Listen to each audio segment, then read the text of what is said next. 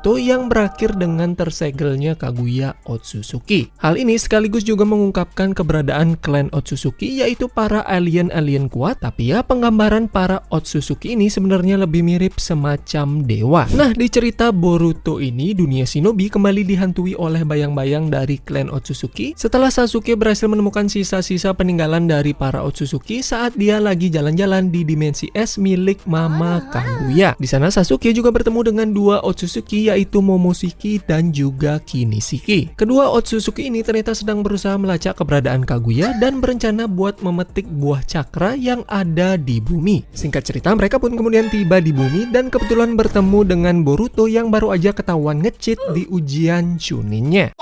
By the way, sebenarnya mereka ini juga datang dengan satu lagi Otsutsuki yang bernama Urashiki, tapi ya untuk mempersingkat waktu kita bakal skip untuk sekarang. Momo dan Kini kemudian menculik Naruto dan membawanya ke sebuah dimensi di mana di sana terdapat sebuah pohon cakra yang dibuat dengan menggunakan cakra dari seorang Jinchuriki, di mana Naruto kemudian menyadari kalau Jinchuriki yang dimaksud Momoshiki adalah Killer Bee. Tapi ya hal itu tetap nggak ngejelasin tentang cara Momoshiki membuat pohon cakra hanya dengan menggunakan satu monster berekor aja. Sasuke bersama Boruto dan juga 4 Kage lainnya kemudian datang untuk menyelamatkan Naruto. Dalam pertarungannya ini kita juga mengetahui kalau ada sistem ranking di antara para Otsutsuki ini, di mana Otsutsuki yang memiliki ranking lebih rendah akan bertindak sebagai semacam pengawal buat Otsutsuki yang levelnya lebih tinggi. Nah, setelah merasa Kinishiki udah nggak berguna lagi, Momo kemudian mengubah Kini menjadi sebuah pil stamina buat dimakan dan bikin Momoshiki sekarang punya mata Rinnegan berwarna emas.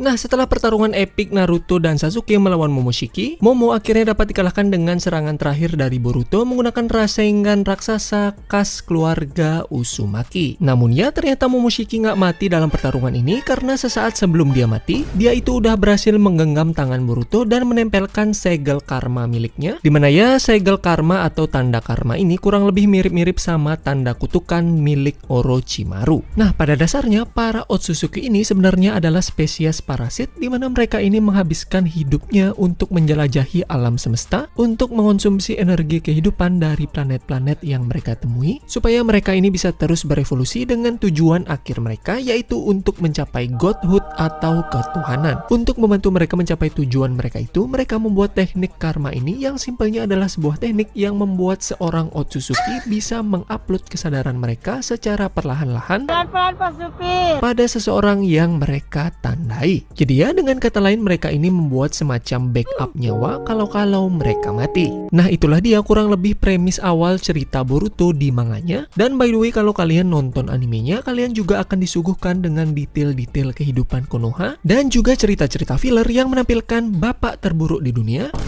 keluarga broken home, aku nggak pernah punya bapak jadi aku nggak tahu gimana caranya jadi bapak yang baik, aku anak haram, dan tentunya main karakter kita yang dibenci sama komunitasnya sendiri. Emotional. Oke, jadi sebenarnya ada 4 arc lagi sebelum kita masuk ke pembahasannya, tapi kita bakal ringkas seringkas-ringkasnya untuk menghemat waktu kalian. Oke, kita masuk ke arc AU, di mana kita diperkenalkan dengan sebuah grup misterius bernama Kara yang pada dasarnya adalah Akatsuki di cerita Boruto. Mereka ini lagi rapat yang dipimpin sama ketua mereka yaitu Jigen tentang sebuah wadah yang telah hilang. Kita juga diperkenalkan dengan salah satu anggota Kara bernama Koji yang menawarkan diri buat ngurusin permasalahan wadah yang hilang ini. By the way, Koji ini merupakan kloningan genetik dari Jiraiya yang dibuat oleh seorang ilmuwan yang juga merupakan anggota Kara bernama Amado. By the way, si Amado ini sebenarnya juga cukup penting di pembahasan kita kali ini, jadi ya jangan dilupain. Di tempat yang berbeda, Konohamaru kini menemukan sebuah bangkai kapal udara yang jatuh, di mana di dalamnya ada kontainer kosong yang misteri. Pada saat ini diceritain kalau si Konohamaru ini sedang nggak bisa dihubungin, jadi ya tim 7 Boruto akhirnya pergi ke tempat Konohamaru, di mana mereka kemudian dihadang sama Koji dan terjadilah pertarungan antar mereka. Selain menjadi momen pertama kali mereka bertemu dengan Koji, pertarungan ini juga menjadi pertama kalinya kita melihat perubahan Borushiki, yaitu fusion dari Boruto dengan Momoshiki. Koji yang menyadari tentang Momoshiki yang kini udah punya wadah, kemudian pamit sama mereka dan pergi gitu aja. tim 7 Boruto kemudian juga menemukan seorang bocah yang gak sadarkan diri yang ternyata juga punya tanda karma kayak Boruto, siapa lagi kalau bukan Kawaki. Kawaki pun kemudian dibawa ke Konoha untuk perlindungan dan diasuh di keluarga Uzumaki. What are you doing? Lambat laun Kawaki menjadi semakin dekat dengan keluarga Uzumaki dan Kawaki juga mengungkapkan masa lalunya pada Boruto, di mana intinya dia itu ternyata dijual oleh bapaknya sendiri ke Jigen. Di sini kita juga mengetahui kalau Jigen ini ternyata membeli banyak anak kecil dari seluruh dunia untuk dipasangkan segel karmanya, karena ya ternyata nyari orang buat dipasangin segel karma ini sama susahnya kayak nyari pasangan, karena ya harus cocok-cocokan.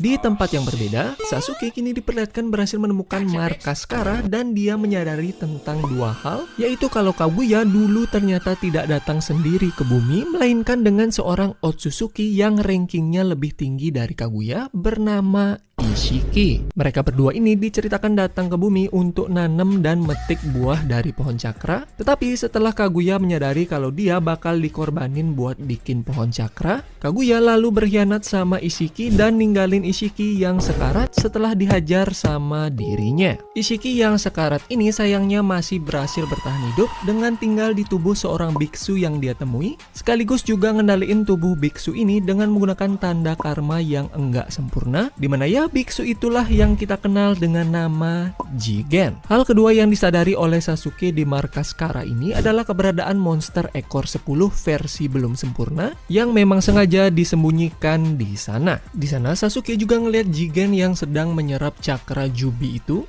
karena Jigen ternyata sekarang berencana buat datang ke Konoha buat merebut Kawaki. Sementara itu Koji kini diperlihatkan menyusup ke Konoha untuk mengawasi Kawaki. Hal ini bisa dengan mudah dilakukan oleh Koji karena dia ini memiliki jenis cakra yang sama dengan Jiraiya. Jadi ya sensor di Konoha simpelnya nganggap kalau yang menyusup itu adalah Jiraiya. Namun pada saat ini Jigen ternyata telah menyadari kalau terdapat mata-mata di dalam Kara yang juga menjadi penyebab utama dari jatuhnya kapal udara yang membawa Kawaki, di mana mata-mata itu ternyata adalah Koji.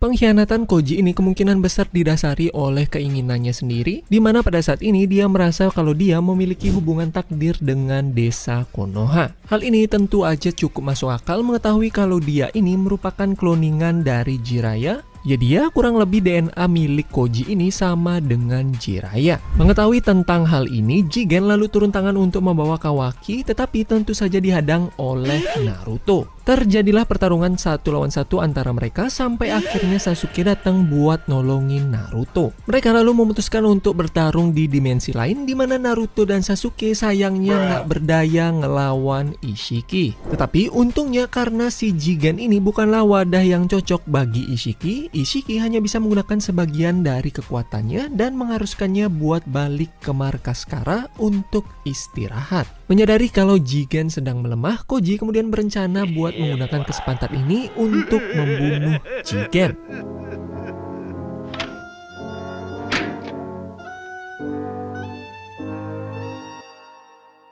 Nah, di titik ini kita juga diberikan sebuah plot twist di mana pengkhianat sebenarnya yang ada di Kara adalah sang ilmuwan yaitu Amado. Sebelum menjalankan rencananya membunuh Ishiki, Koji ditemui oleh si Amado ini yang menyuruhnya untuk menteleportasinya ke Konoha, di mana Amado malah menyerahkan dirinya dan membeberkan rahasia dari grup Kara. Amado ngungkapin kalau misi utama Kara adalah kurang lebih sama dengan Kaguya dulu, yaitu buat ngebangkitin pohon cakra, dan ya kalian udah tahu nextnya kayak gimana. Pertarungan Koji dan Jigen pun dimulai dan singkatnya Koji pada akhirnya berhasil memojokkan Ishiki dan memaksa Ishiki untuk membuat Jigen menjadi wadah utamanya, menjadikan Jigen sebagai seorang Otsutsuki sepenuhnya. Hal ini menjadi masalah besar bagi Ishiki karena seperti yang tadi udah dijelasin, Jigen dan ini bukanlah wadah yang cocok buat Ishiki, yang juga berarti kalau Ishiki cuma bisa mendapatkan beberapa hari dalam wujudnya ini sebelum akhirnya mati dan juga kehilangan kesempatan untuk bisa reinkarnasi lagi. Nah, dengan wujud aslinya Ishiki tentu saja menjadi lebih kuat dan membuat Koji nggak berdaya buat ngelawan dia. Untungnya Koji kelihatannya berhasil kabur setelah diselamatkan oleh teman katanya yang membawanya kembali ke Gunung Myoboku. By the way, pada scene inilah terakhir kalinya kita ngelihat Koji yang bikin para fans berspekulasi kalau di time skip nanti Boruto bakal latihan sama Koji dan bikin ceritanya paralel sama Naruto yang latihan sama Jiraiya.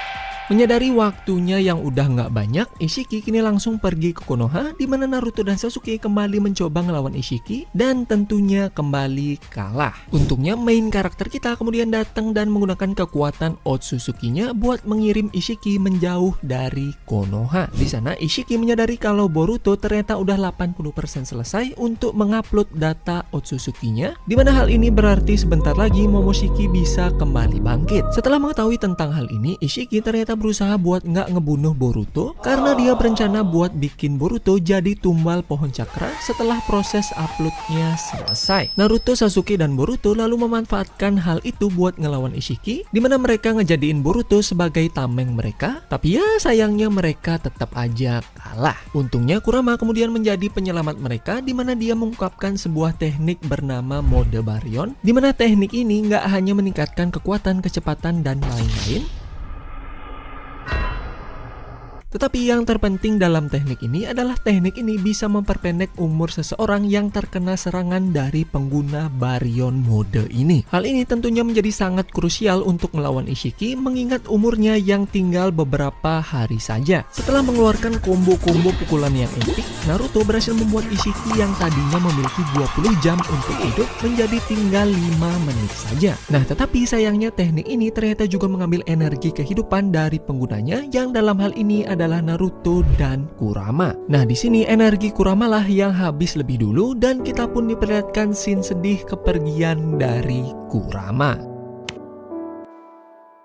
Sementara itu, Ishiki yang panik kemudian menggunakan cakra Naruto buat menteleportasi Kawaki melalui tangan palsu Kawaki yang dialirin cakra milik Naruto. Jadi ya, sedikit konteks, si Kawaki itu sempat kehilangan satu tangannya dan diganti menggunakan tangan palsu yang ditenagain make cakranya si Naruto. Di sini Ishiki kemudian berusaha buat menggunakan tanda karmanya pada Kawaki, tetapi epicnya Ishiki ternyata nggak bisa nanemin tanda karmanya pada Kawaki karena plot twistnya adalah Kawaki ternyata berhasil ngelabuin Ishiki make jurus Kage Bunshin yang merupakan jurus pertama yang dia pelajarin dari Naruto. Jadi ya, Ishiki pun akhirnya tewas dan nggak bisa reinkarnasi lagi. Tapi ya tentu aja plot ceritanya nggak bakal berhenti di sini, dimana sebelum pergi ke alam baka, Ishiki sempat berubah jadi hantu buat nyamperin seorang anggota Kara bernama Code. Nah, yang terpenting dari karakter Code ini adalah kalau dia ini juga memiliki tanda karma dari Ishiki, tetapi karma yang dimiliki Code ini tidaklah berwarna hitam melainkan warna putih. Hal ini berarti kalau Code bisa menggunakan kekuatan dari Ishiki, tetapi dia tidak bisa menjadi wadah bagi Ishiki. Yang dimana hal itu cukup menyedihkan buat Code karena Code ini sangatlah mendewakan para Otsutsuki. Pada dasarnya Ishiki di sini cuma datang buat ngasih tahu Code kalau dia dibunuh sama Konoha dan membuat Code kini berencana ngebalesin dendam Ishiki. Oke, dengan diperkenalkannya antagonis baru kita bakal lanjut ceritanya ke arc baru sekaligus juga masuk ke pembahasan utamanya. Oh ya, by the way, kalau kalian peduli, setelah kekalahan dari Ishiki, Momoshiki juga sempat ngendaliin tubuh Boruto buat nusuk mata Rinnegan milik Sasuke karena Momoshiki di sini menyadari setelah Naruto kehilangan Kurama dan juga setelah kematian Ishiki, hanya ada sisa satu orang lagi yang bisa ngehentiin dia, yaitu Sasuke. Tapi ya seperti yang kalian udah tahu juga, di cerita Boruto ini Sasuke nggak begitu berguna karena di nerf habis-habisan.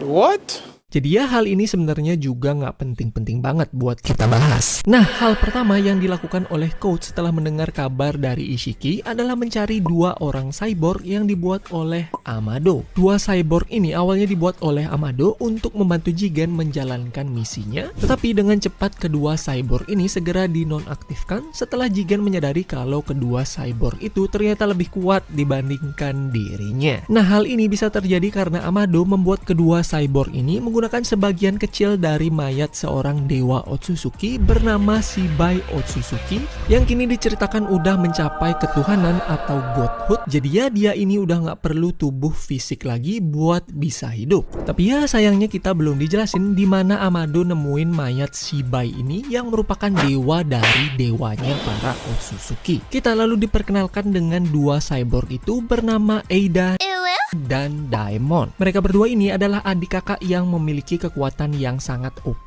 di mana Eida memiliki dojutsu atau teknik mata bernama Senrigan yang memungkinkan dia bisa melihat semua hal yang terjadi di bumi sejak dia lahir hingga sekarang secara bersamaan. Jadi artinya nggak ada satu hal pun yang bisa kalian sembunyiin dari Eida ini kecuali kalian berkomunikasi secara telepati. Di sisi lain, Daemon memiliki kekuatan membalikan serangan apapun yang diarahkan kepada dirinya, bahkan ketika kalian baru berniat buat nyerang Daemon ini. Jadi ya misalnya kalian ingin menebas Daemon ini menggunakan pedang kalian, pas kalian akan ngambil pedang kalian, kalian bakal udah tertebas dengan pedang kalian sendiri. Selain mata Senrigan, Eida juga memiliki kekuatan pemikat kayak buah Hancock di One Piece, yang dimana kekuatannya ini bikin orang di sekitarnya jadi jatuh cinta sama dia sampai-sampai mereka nggak bisa nyerang Eida. Tetapi kekuatannya ini tidak akan mempan sama Otsutsuki dan kemungkinan juga pada orang-orang yang jatuh cinta sama seorang Otsutsuki. Tapi ya tentunya hal ini masihlah sebuah teori,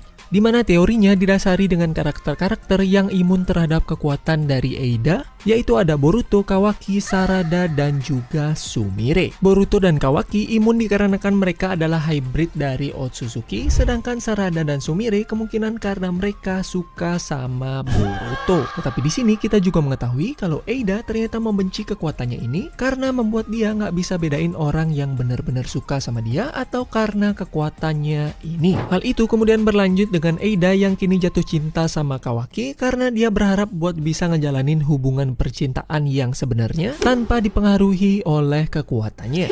Tapi bang, Boruto kan juga Otsutsuki. Kenapa Eida nggak jatuh cinta sama Boruto aja bang? Karena ya entah kenapa si Eida ini nggak tertarik sama Boruto. Dan lagian kalau Eida suka sama Boruto, genre cerita Boruto harus segera kita ubah. Code kini diceritakan pergi ke Konoha buat nyari Amado supaya dia bisa membuka limiter atau pembatas kekuatan yang dulu dipasang oleh Amado. Dia pun lalu dihadang sama Kawaki yang berusaha menghentikan Code supaya Code nggak papasan sama Naruto dan membahayakan nyawa Naruto lagi. Tak lama Boruto yang merasakan cakra Kawaki lalu bergegas buat nolong Kawaki karena dia tahu kalau Kawaki udah nggak punya karma lagi dan tentunya nggak berdaya buat ngelawan Code. Namun saat pertarungannya melawan Code, Kawaki tiba-tiba membangkitkan sesuatu di dalam dirinya dan sesuatu itu adalah sebuah tanda karma. Tapi bang, kok bisa Kawaki punya karma lagi? Isi kan udah mati. Well ya tentunya hal ini disebabkan karena plot cerita.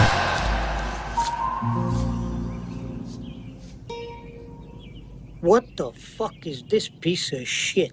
Penjelasan singkatnya adalah karena Amado udah berhasil menggunakan rekayasa genetik untuk menanamkan karma pada tubuh Kawaki tanpa harus terikat dengan Ishiki. Jadi ya ini sebenarnya mirip-mirip sama tanda karma putih punya Code. Boruto pun kemudian datang sama Naruto yang ternyata ngebuntutin anaknya dan mereka pun berhasil buat ngalahin Code. Tetapi di saat pertarungan ini berlangsung, Boruto kembali dirasuki sama Momoshiki dan karena si Kawaki berpikir kalau Momoshiki kemungkinan besar akan membahayakan nyawa Naruto, terjadilah pertarungan antar karma user yaitu Borushiki dan juga Kawaki. Di sini Boruto sempat berhasil mengambil alih tubuhnya di mana dia kemudian menyuruh Kawaki untuk membunuhnya. Kawaki tanpa segan membunuh Boruto dengan sebuah pukulan yang berhasil ngelubangin dadanya dan bikin fans One Piece jadi trauma. Tapi sayangnya Boruto nggak bener-bener mati di sini, di mana Boruto ini sebenarnya udah berhasil mengupload 82% data Momoshiki. Tapi karena Momoshiki tahu kalau dia bakal mati juga kalau Boruto mati, Momoshiki lalu menggunakan sisa 18% datanya buat memperbaiki lubang di dada Boruto, yang juga memastikan kalau Momoshiki nggak akan bisa bangkit melalui melalui tubuh Boruto. Hal ini ternyata juga menjadikan Boruto sebagai Otsutsuki sepenuhnya yang juga dikonfirmasi di Wikipedia-nya, di mana Boruto kini termasuk ke dalam spesies Celestial Being, tidak seperti Kawaki yang merupakan hybrid Celestial Being. Setelah kabur dari pertarungan, Code ternyata berhasil menemukan Amado dan memaksa Amado buat ngilangin limiternya, di mana dengan hilangnya limiter Code ini dia kini memiliki kekuatan yang jauh melebihi Jigen dan bahkan setara dengan Ishiki itu sendiri. Di sisi lain, Eida kini menyadari kalau dia beneran pengen buat bisa bareng sama Kawaki, dia itu seharusnya nggak bareng sama Code. Jadi ya, Eida dan Daemon pun kini bergabung dengan Konoha, di mana kita juga diperlihatkan para cyborg ini bergaul sama Boruto dan kawan-kawan. Mereka juga shopping-shopping, serta juga Eida yang sadar akan Sarada dan Sumire yang kebal dari kekuatannya. Dan ada satu lagi yang tak kalah penting, yaitu Daemon yang menyadari kalau Himawari adalah satu-satunya orang di desa Konoha yang bisa menyaingi dia. Teori yang populer adalah kalau Himawari kemungkinan memiliki mata Tenseigan.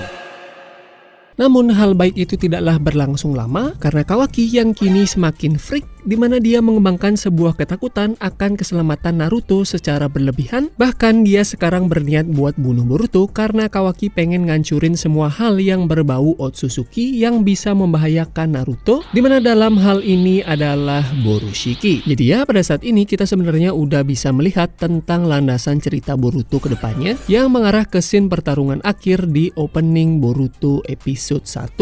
Suatu ketika kita diperlihatkan Kawaki yang ngasih tahu orang tua angkatnya tentang rencananya buat ngebunuh Boruto. Tapi ya, mereka ternyata menentang hal tersebut dan Hinata bahkan juga nampar Kawaki entah kenapa, tapi kemungkinan besar karena yang bakal dibunuh itu adalah anak mereka sendiri. Mengetahui kalau mereka akan mencoba menghentikan dirinya, Kawaki lalu mengurung Hinata dan Naruto dengan Daikokuten, yaitu semacam dimensi buatan di mana waktu tidak berjalan. Jadi ya, intinya Naruto dan Hinata nggak bakalan mati atau kelaparan di dimensi ini. Nah, hilangnya cakra dari sang Hokage ternyata dengan cepat diketahui oleh para ninja-ninja di desa Konoha dan mereka pun seketika menjadi panik. Oh ya, by the way, pada saat ini Himawari juga menyadari kalau dia udah resmi jadi anak yatim. Shikamaru lalu meminta Eida untuk menginvestigasi kejadian ini menggunakan mata Senreiga-nya. Dia lalu ngasih tahu kebenaran tentang Kawaki dan Boruto pun seketika pergi buat menghentikan Kawaki. Di sini dengan santainya Eida juga bilang kalau Kawaki mungkin akan berencana buat bunuh Boruto lagi. Hal ini tentu aja bikin Sarada kaget banget, kayak nani lagi? Karena ya di chapter 69 Sasuke ngasih tahu buat merahasiakan hal yang dilakukan Kawaki di chapter 66, dimana dia beralasan kalau hal ini akan membuat orang-orang Konoha jadi tambah panik. Di tempat yang berbeda, Boruto lalu bertemu dengan Kawaki, di mana Kawaki seketika berusaha buat mengurung Boruto di dalam portal dimensinya. Tapi ya, hal itu dengan mudah dihindari oleh Boruto make segel karmanya. Mereka berdua bertemu di atas monumen patung Hokage dan suasana pada scene ini sangat paralel dengan scene time skip pertarungan mereka di chapter 1. Di sini Kawaki mengakui perbuatannya pada Naruto serta Hinata dan mengatakan kalau Boruto tidak akan bertemu lagi dengan mereka. Terjadilah pertarungan antar mereka, tetapi pertarungannya nggak berselang lama karena diganggu sama kedatangan Sarada. Kawaki lalu berkata sama Sarada buat nggak ikut campur atau dirinya bakal terpaksa buat ngebunuh Sarada juga. Hal ini tentunya mengonfirmasi obsesi gila Kawaki yang semakin jauh terhadap keselamatan Naruto. Di chapter 62, Kawaki bahkan nawarin nyawanya kepada Code buat ditukar sama keselamatan desa Konoha. Tetapi pada saat pertarungannya melawan Code itulah dia dengan cepat menyadari kalau para shinobi ini nggak bakal bisa buat ngelindungi Naruto apalagi dunia dari kekuatan Otsutsuki. Hal ini juga lah yang menjadi salah satu alasan utama kenapa Kawaki berhasil membangkitkan kekuatan Otsutsuki-nya kembali seperti yang kita lihat di chapter 66. Hal ini juga menjelaskan kenapa Kawaki kini mengancam Sarada, karena ya walaupun Sarada bukanlah ancaman bagi Naruto, tetapi dia itu melindungi seseorang yang menjadi ancaman itu. Obsesi dari Kawaki ini kemungkinan besar akan terus menggila mengingat kata-kata Boruto di scene time skip episode 1 di mana Boruto berkata kalau I can't believe you went this far, Kawaki. di mana scene-nya juga dilanjutkan dengan diperlihatkannya desa Konoha yang telah hancur. Setelah mendengar ancaman dari Kawaki, Boruto seketika menyuruh Sarada buat kabur, namun Sarada bersikeras buat ngelawan Kawaki karena dia bercita-cita buat jadi Hokage. Sayangnya hal itu hanyalah mimpi di siang bolong karena di panel berikutnya Sarada jadi ketakutan pas Kawaki datang buat nyerang dia. Untungnya Boruto berhasil buat nyelamatin Sarada dari serangan Kawaki, dan di sini ada satu hal yang sangat menarik, dimana setelah 6 tahun berlalu kita akhirnya mengetahui misteri asal-usul dari bekas luka mata Boruto. Di saat Boruto sedang berdarah-darah akibat lukanya itu, Kawaki lalu mendekat untuk mengakhiri nyawa saudaranya tersebut. Namun sebelum Boruto terbunuh untuk kedua kalinya, Kawaki berhasil dihadang sama Shikamaru, Mitsuki, dan juga Sasuke yang langsung ngacungin pedang ke Kawaki. Tetapi tiba-tiba aja Momoshiki ngambil alih tubuh Boruto dan malahan bantuin Kawaki buat kabur.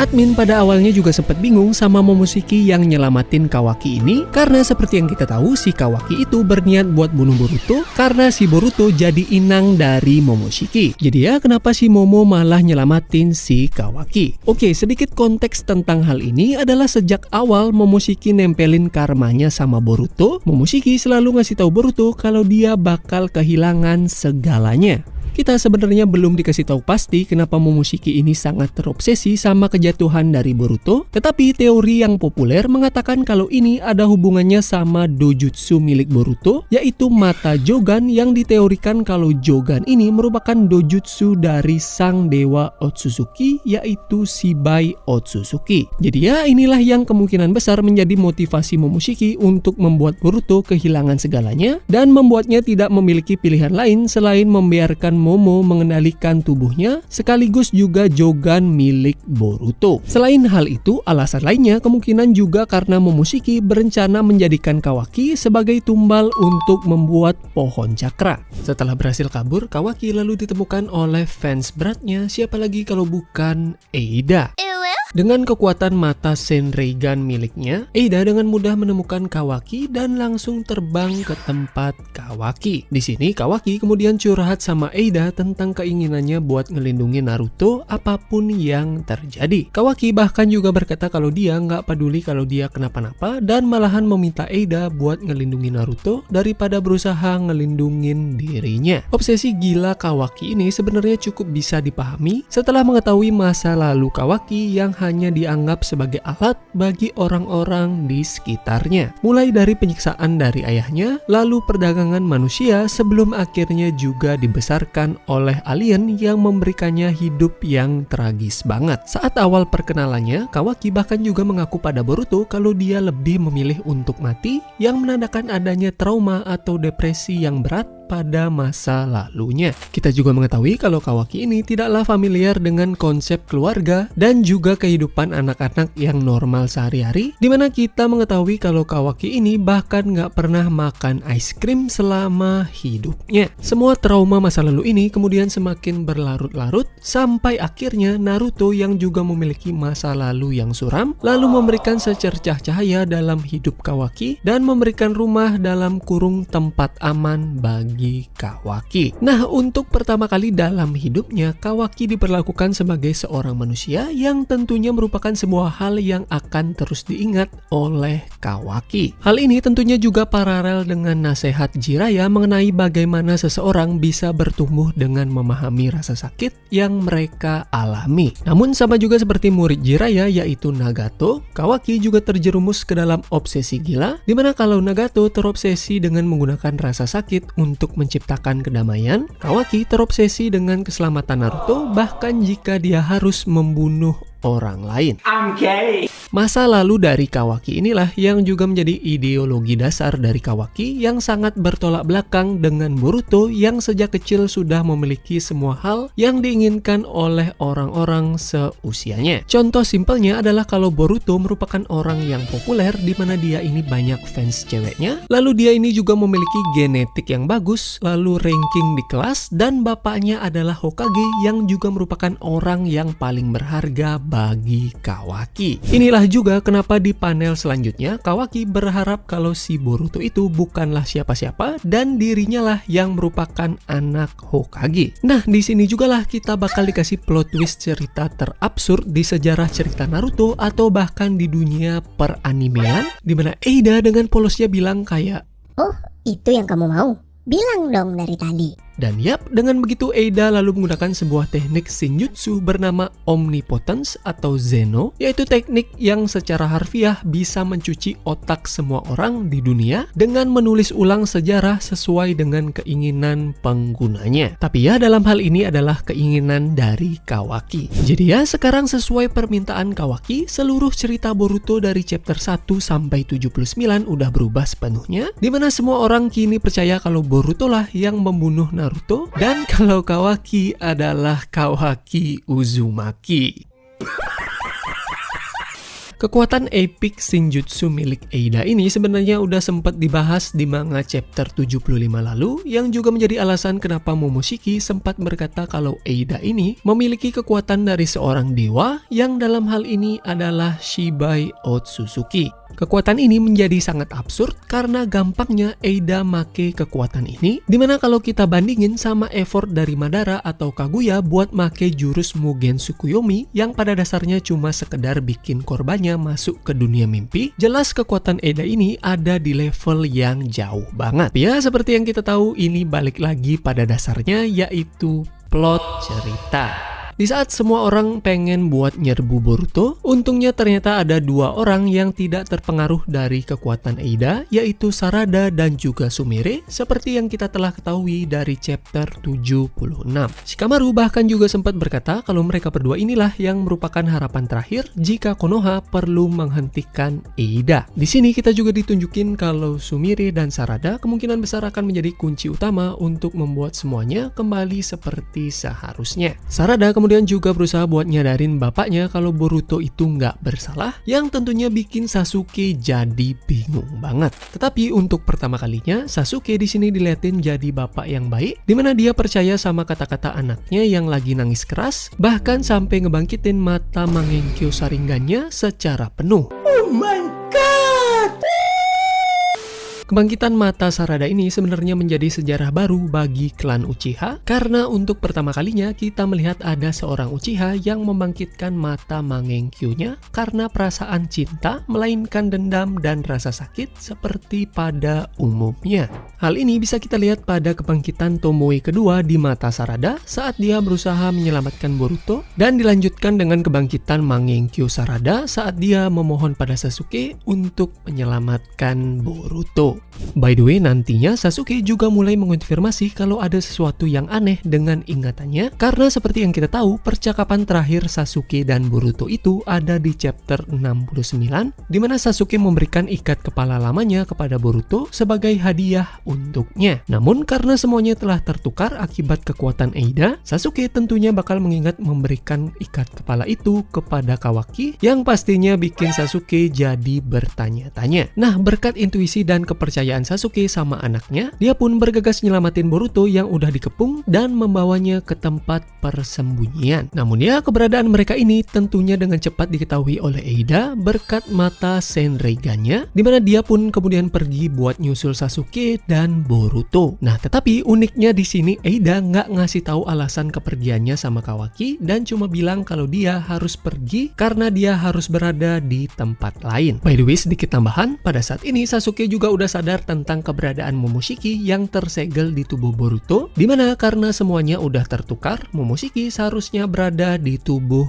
Kawaki. Di sisi lain, Momoshiki kini marah besar setelah mengetahui kalau ternyata masih ada orang yang memihak Boruto, dan dia juga meledakin emosinya kepada Boruto dengan nyuruh Boruto buat nyerah dan biarin dia buat ngambil alih tubuhnya untuk selamanya. Nah, dengan tenangnya Boruto langsung balikin kata-kata Momoshiki dan bahkan juga ngejekin Momoshiki dengan bilang kalau dia itu cuma alien menjijikan yang takut mati. Nah, untuk pertama kalinya di sini kita dilihatin Momo yang mulai respect sama Boruto, dimana dia bilang kalau Boruto itu punya pikiran yang kuat. Di panel berikutnya kita dilihatin Eida yang datang sama Daimon, dimana si Eida ternyata bukan datang buat bantuin Kawaki ngebunuh Boruto, melainkan anehnya dia malah minta maaf sama Boruto. Intinya dia bilang kalau dia itu sebenarnya cuma berniat buat bantuin Kawaki, tetapi secara nggak sadar dia juga ngaktifin kekuatan Otsutsuki-nya. Hal ini tentunya mengonfirmasi kalau Eida itu nggak sekedar cinta buta sama Kawaki, tapi kemungkinan dia juga ngerasa nggak suka dengan perubahan Kawaki ke arah negatif yang bisa kita lihat di beberapa panel sebelumnya,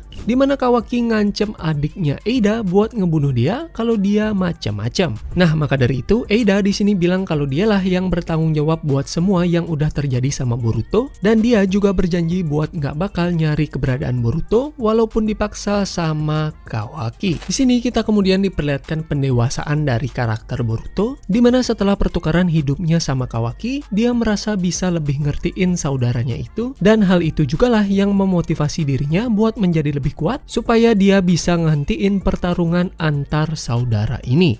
Setelah berpamitan sama Eida dan Daimon, Boruto juga nitip salam buat Sarada lewat Eida, dan manga chapter 80 pun ditutup dengan ngeliatin Boruto yang siap untuk menghadapi dunia. Jadi ya itulah dia kurang lebih pembahasan kita buat hari ini. Walaupun terkesan absurd dengan plot cerita di beberapa chapter terakhir, menurut admin hal ini sebenarnya merupakan hal yang perlu, di mana hal ini membuat karakter Boruto menjadi lebih relatable. Walaupun ya ramuan ceritanya bakal jadi mirip banget kayak Naruto, yaitu development karakternya yang dari zero to hero, terus mereka yang juga sama-sama Jinchuriki, dan juga tentang perbedaan ideologi dari hero dan villainnya. Oke guys, segitu aja dari kami.